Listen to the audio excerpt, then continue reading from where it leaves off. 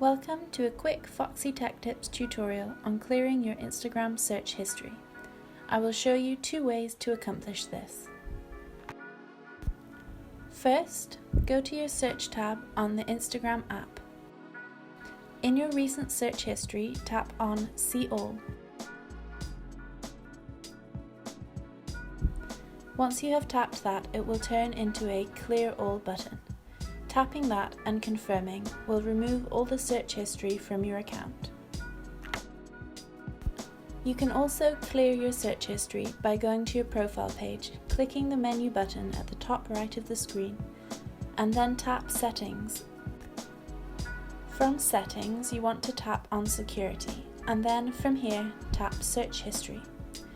You can now tap the Clear All button to remove all search history from your account.